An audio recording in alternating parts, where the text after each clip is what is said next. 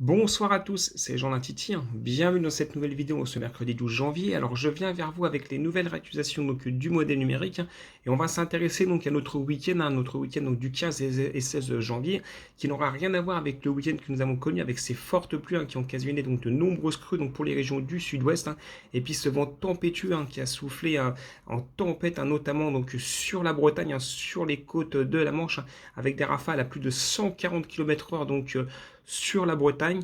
Alors, ce qui va se passer pour notre week-end du 15 et 16 janvier, on va avoir un temps globalement calme, sec, mais froid. Donc pour la journée de samedi, les températures seront froides le matin avec de nombreux brouillards givrants, notamment pour le Grand Est, pour la région parisienne, pour les Hauts-de-France, le Rhône-Alpes. Enfin, il y aura beaucoup de brouillards givrants le matin avec des gelées quasiment nombreuses sur le pays. L'après-midi, on aura des éclaircies, le thermomètre aura du mal, enfin les températures auront du mal à remonter l'après-midi. Puis à partir de dimanche,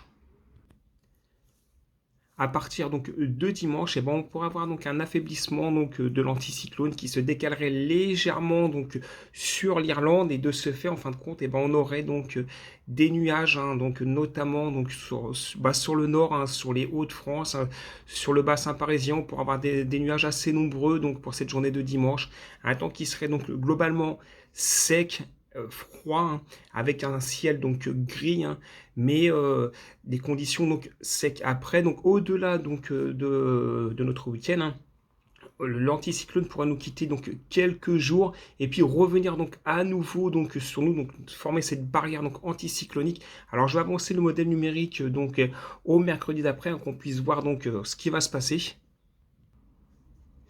Alors j'ai avancé le modèle numérique, je ne l'ai pas mis à mercredi, je l'ai mis au mardi 18 janvier.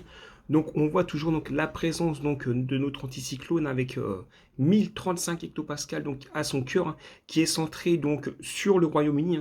Donc anticyclone très puissant, avec ces larges dorsales anticycloniques qui protègent l'ensemble maintenant de la France, l'Espagne, le Portugal, enfin l'ensemble de l'Europe. Et puis on est toujours en fait influencé par un anticyclone qui est lui basé sur les régions scandinaves, qui nous apporte cet air froid et sec. Et puis l'anticyclone qui bloque toutes les dépressions venues de l'Atlantique. D'ailleurs on le voit, ces dépressions sont obligées de contourner l'anticyclone, et puis replonger en direction de l'Europe de l'Est. Et puis on voit toujours ce vortex polaire très important pour le Canada, pour le Québec, qui est basé vraiment sur les États-Unis, avec ces nombreuses, ces fréquentes chutes de neige, et puis ces températures glaciales qui sont enregistrées sur le Québec, du côté du Canada. Donc au-delà du mardi, on resterait toujours sous l'influence de l'anticyclone.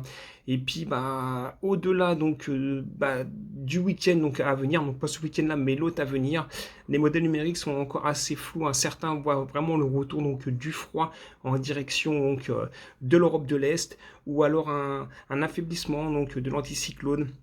Et on pourrait retrouver un flux océanique avec un air un petit peu plus doux. Donc après, pareil, deuxième hypothèse, la première que je viens de vous évoquer, et la deuxième hypothèse serait pour cette fin janvier, début février, de l'air beaucoup plus froid en provenance de l'Europe de l'Est, des gelées plus fortes de ce que nous allons connaître ces prochains jours. Donc voilà. Alors je vous referai un nouveau point météo pour notre week-end.